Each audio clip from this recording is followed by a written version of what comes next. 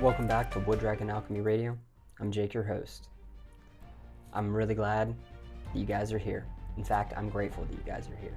So, without further ado, let's begin. Episode 6, the gut, mind, spirit axis. See, when most people think about gut health, they think about mechanical digestion, right? Food going in, nutrients coming out, maybe even avoiding a stomach ache or two, right? But the truth is, the gut is far more than just a digestive organ alone, okay? But before we move forward, let's return to the rituals that grounded us in our last episode, right? In episode 5, we explored the quiet power of daily alchemy. How small, intentional practices that shape not just our habits, but our inner landscape as well. We spoke about how ritual was more than just routine. And more than that, it was a sacred pattern that signals safety to the nervous system, clarity to your mind, and devotion to the self. We remembered that transformation doesn't only happen in grand moments of breakthrough. In fact, it happens in the ordinary, right? In the way you breathe when you wake up, in how you touch water when you take a shower, in the moments you choose presence over autopilot, right? Through ritual, we give the body something steady to trust. Through repetition, we create pathways where healing, focus, and creativity can move with less resistance. So, as we step into this next chapter, we begin to explore one of the most profound systems shaped by those daily choices. A system that listens to everything we do, everything we eat, and everything we feel. Because beneath our thoughts and beyond our habits, there is another intelligence at work. One that speaks in cravings, in intuition, in mood, and microbial whispers. This is where we begin to explore the gut, the inner ecosystem that mirrors the state of our body, our mind, and our spirit or energy. Your gut, see guys, your gut has a direct influence over your mood, your thoughts, your energy levels, and even your intuition. That's exactly why science calls it the second brain. Right? The gut-brain axis. A communication network between your digestive system and your nervous system. But let's zoom out just a little bit further. See, when we do that, we begin to see something deeper. That the gut isn't just connected to the brain. In fact, it's connected to how we experience life itself. Today, we're exploring what I like to call the gut, mind, spirit axis. The biological, the emotional, the energetic relationship between what we eat, how we feel, and ultimately, who we become. So, let's start off with a personal story, right? My own story with gut health actually begins when I was a kid, okay? And honestly, guys, it wasn't a pretty one. I dealt with chronic IBS symptoms. Chronic. For those that are unfamiliar with IBS symptoms, those include diarrhea, indigestion, heartburn, upset stomach. Not to be confused with a Pepto-Bismol commercial right now. That was my lived experience, almost all the time. And looking back at it now, it kind of makes a lot of sense to me. I was living in environments that were extremely stressful, and my diet, well, it was, I think, what most kids grow up with.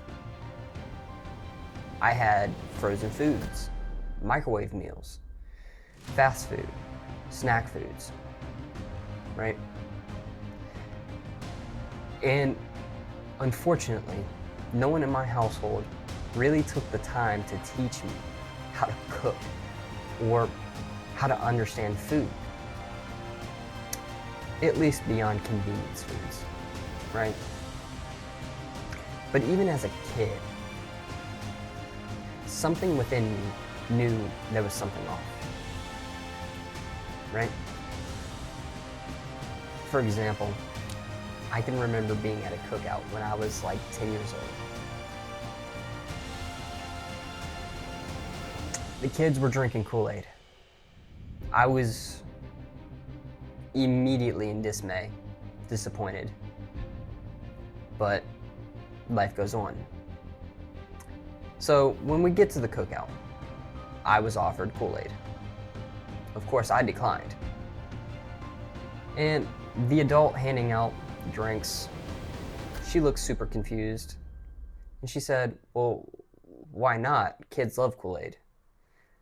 And I said something that surprised even myself. I said, because it gives me heartburn. And she laughed.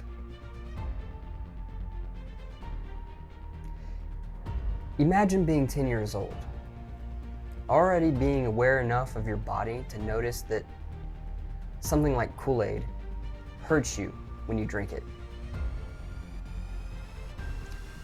Then imagine explaining that to an authority figure and having them laugh at you.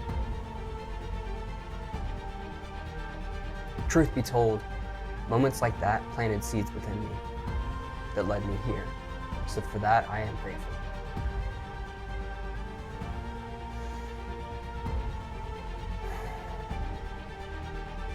Let's discuss some of my earlier attempts at health, too.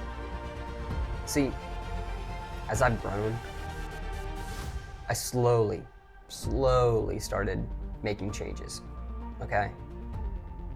In high school, I took a cooking class because I wanted to know how to cook. Though honestly, it was mostly baking, cakes, pies, desserts, stuff I didn't even really enjoy eating in the first place. For me, I know this isn't everyone, but for me, I've always had more of a savory palate than a sweet tooth. Never really been my thing. Catch me on some extra portions of the main course though. Later on though, my curiosity led me to do my own research into fitness, into nutrition, health, and so much more. Through various mediums, like YouTube, books, college education, and my own personal lived experiences, and those of my friends around me. See, that's when I was introduced to the world of macros. And for those who don't know, macros or macronutrients are the three major nutrients, right? Carbohydrates, proteins, and fats. Together, those three things, they make up your daily caloric intake. Super simple, super easy, right? So I became convinced that as long as my macros were right, everything else would kind of just fall into place. I followed the philosophy of IIFYM, if it fits your macros, right? Solid strategy for a lot of people, I won't lie. But for me, there was just one problem, which basically meant that I could eat anything, so long as it fit the numbers, fit my macros. So technically, I could eat frozen pizza or fast food and still call it healthy, right? And in hindsight, 2020 of course, I was just recreating the same eating habits I had as a kid. Imagine that. Now, things are a bit different for me, right? Don't get me wrong, I still eat out, okay? But with so much more intention. And honestly, more often than not, I tend to make my own recreations of my favorite meals from restaurants. And they're usually better. What can I say?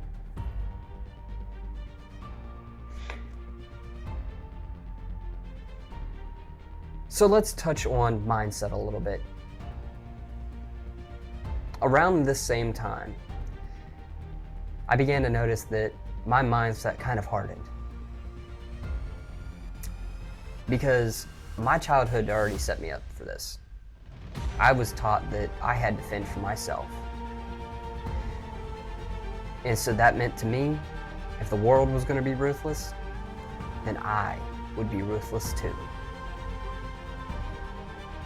Because in a dog-eat-dog world, I'd rather be the dog eaten than be eaten. And while my diet looked better on paper, right, because the macronutrient profile was solid, internally, I was still struggling. Eventually, I shifted into powerlifting and stopped worrying about macros altogether. I just cared about absolute strength at that point. As long as I got enough protein, I didn't care what else I ate. And my health really started to decline.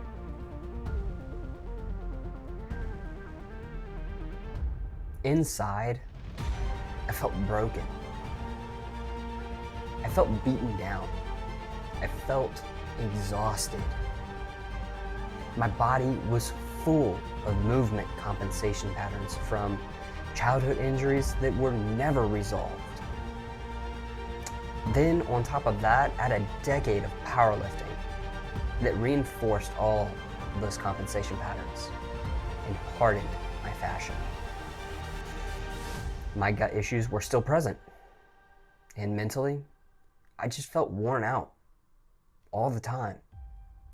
So, eventually, I stepped away from everything, from all of it. And that's when real changes for myself began to unfold in ways that it's still hard to put into words.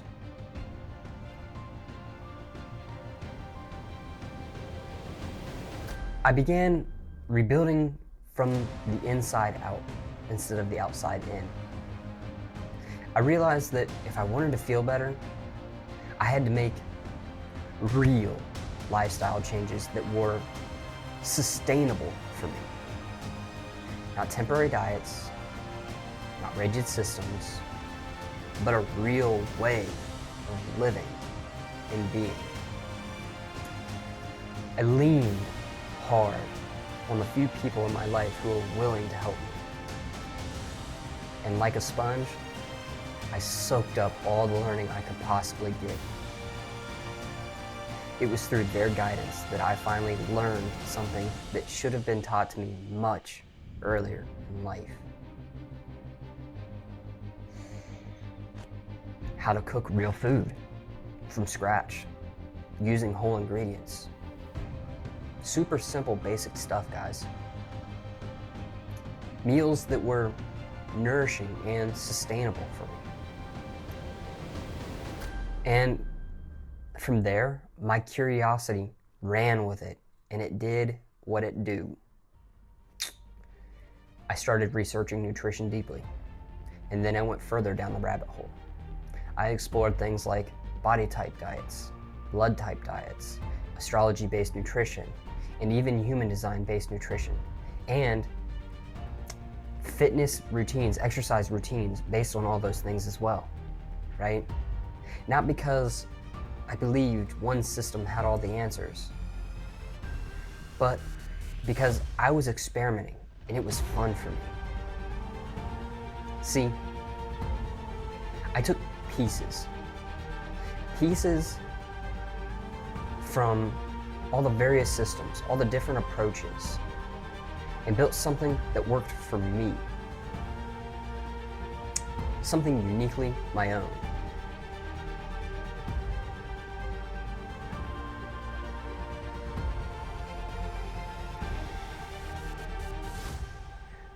What I didn't fully understand at the time was that my gut wasn't just digesting food. It was shaping my entire internal ecosystem, right? Because inside the gut lives the microbiome. Trillions, let that number sink in, please, trillions of bacteria that help regulate digestion, immunity, hormone balance, and even mood.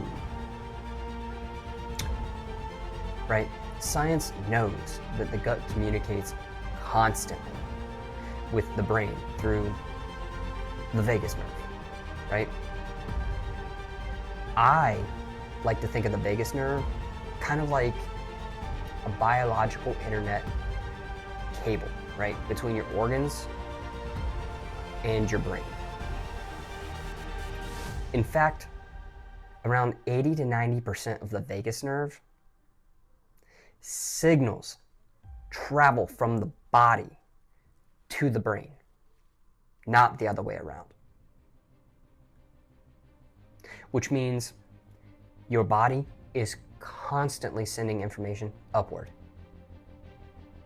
And the microbes living there, okay, the microbes living in your gut, they produce chemical signals that quite literally influence the neurotransmitters like serotonin and dopamine, which control mood. So when we say you are what you eat, that shit's not philosophy. It is biology.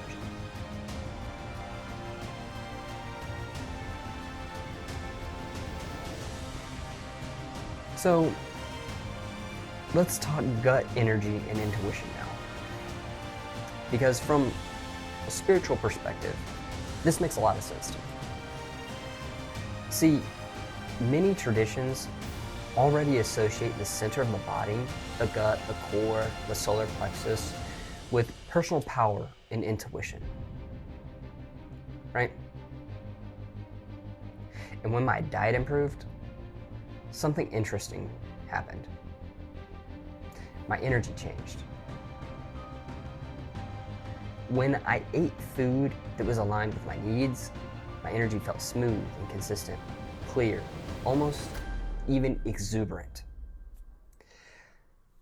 But when I slipped back into old eating habits, I felt heavy, sluggish, and even foggy. I'm sure that's relatable to a lot of people.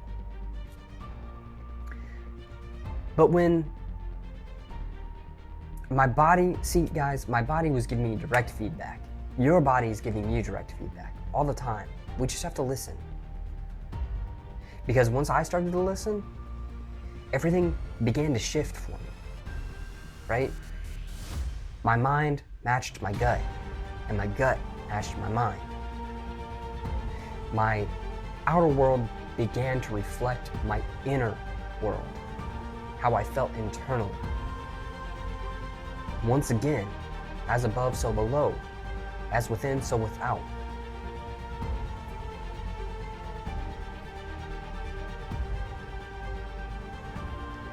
See, let's speak on how digestion is more than just food, right? Because digestion is not just about breaking down food. We are constantly digesting experiences, emotions, and environments as well, right? And here's something super fascinating about the nervous system. Even if you eat perfectly, and perfectly for whatever you think perfect is, right? Even if you eat perfectly, if your body is stuck in a sympathetic stress mode, fight or flight, freeze or fawn, your body ain't gonna digest nothing. Nothing. One more time for the people in the back. Nothing. But if your body is in the opposite, actually, let me draw this back really quick. I'm getting ahead of myself. I'm getting excited. I'm getting passionate. Your body is always going to prioritize survival over digestion, over everything. Okay? That's why slowing down, breathing, and even creating a peaceful environment during your meal can dramatically improve digestion. Because when the nervous system shifts into a parasympathetic mode, your rest and digest, the body finally has the permission it was seeking to actually absorb the nutrition you're eating, you're consuming. And that goes for all of your consumption, not just food. So let me hit you with some practice, right?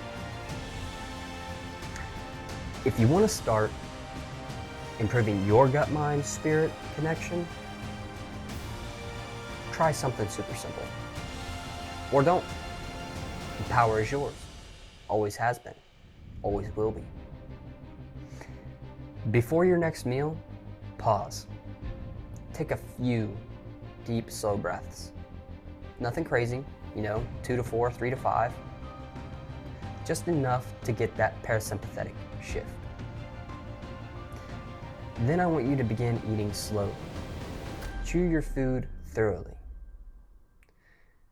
Let your body know it's actually safe to eat. That simple shift alone can begin rewiring your nervous system and improving your digestion. So, some closing reflections. Let's see. Changing my diet didn't just change my body. It changed my mind. It changed how I experienced life. It changed everything. Because when your gut's inflamed, exhausted, or struggling, your entire world can feel heavy and low energy. But when you start nourishing that inner ecosystem that we discussed, clarity returns. Your energy returns. And sometimes even your sense of self can return. Because your gut health, guys, it doesn't just shape your body. It shapes your mood, your perspective, and your spiritual or energetic clarity. So, take care of that garden that's in you, right? Tend to it. Because the microbes, the neurons, and the energy flowing through your core, they're all part of the same story. And that story is still being written by you. But really quick, before we end this episode, guys, let me hit you with a teaser for the next episode. For those that are following along, of course. If you're new here, hey, welcome. Stick around for more. Episode 7, Resilience and Rebirth. Rebirth is not about avoiding struggle, guys. It's about transmuting it. This episode will explore resilience as adaptability, drawing on science and myth, and personal stories of transformation. I hope that you guys learn how to see the breakdowns as invitations for breakthroughs. So until next time, stay curious, stay embodied, keep your energy flowing, and peace be with you, my friends. Jake out.